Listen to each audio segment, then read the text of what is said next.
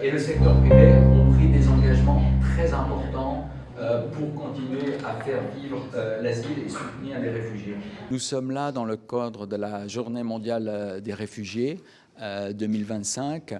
placée sous le thème de la solidarité avec les réfugiés. À cette occasion, nous nous rappelons que les réfugiés, ce sont derrière les statistiques, derrière les chiffres, ce sont des personnes, ce sont des enfants, des jeunes filles, des jeunes garçons, des adultes, des personnes âgées et surtout des personnes qui pourraient être vous et moi. Et à cette occasion, on se rappelle aussi que ce sont des gens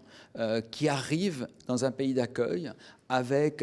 leur bagage, leurs croyances, leurs richesses, leur langue et également leurs compétences. À cette occasion, le HCR publie un rapport monde sur l'état des mobilités forcées. Et cette année, pour l'année, c'est le rapport 2024, pour la 13e année consécutive, nous avons un accroissement de ce chiffre qui atteint le chiffre record de 123 millions de personnes déplacées forcées dans le monde. C'est 43 millions de réfugiés, dont 6 millions de réfugiés palestiniens. C'est un chiffre qui nous dit à quel point notre monde est cabossé, avec un nombre croissant de conflits, un nombre de conflits aussi qui durent. Et c'est également un environnement très dur puisque nous faisons face, Nations Unies, au commissariat aux réfugiés, depuis le début de l'année 2025, à une très grave crise de financement humanitaire qui ont contraint le HCR à réduire sa taille globalement de 1/3, qui ont contraint l'équipe Maroc, qui fait HCR Maroc, qui fait un travail très courageux à réduire sa taille de 1/3, dont ses effectifs qui passent de 50 à 34, alors que nous recevons chaque jour entre 80 et jusqu'à 300 personnes. Nous conduisons par an 20 000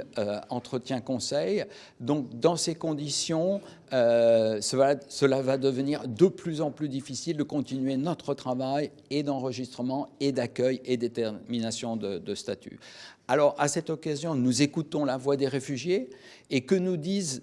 les voix des réfugiés au Maroc? Ils nous disent d'abord de beaux exemples d'inclusion que permet la vision de Sa Majesté, que permettent les politiques d'immigration et d'asile et de gestion humanisée des frontières, mais aussi ces voix des réfugiés nous disent une très grande détresse et une très grande précarité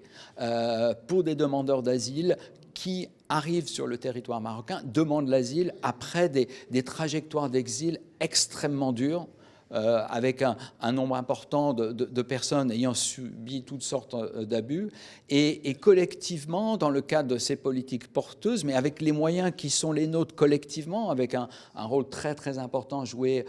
par la société civile, ce que nous apportons ensemble est peu par rapport à la précarité qui vient tous les jours frapper à la porte du HCR. Et donc, c'est une situation monde, une situation au Maroc qui appelle au renouvellement de tous les engagements pour pouvoir permettre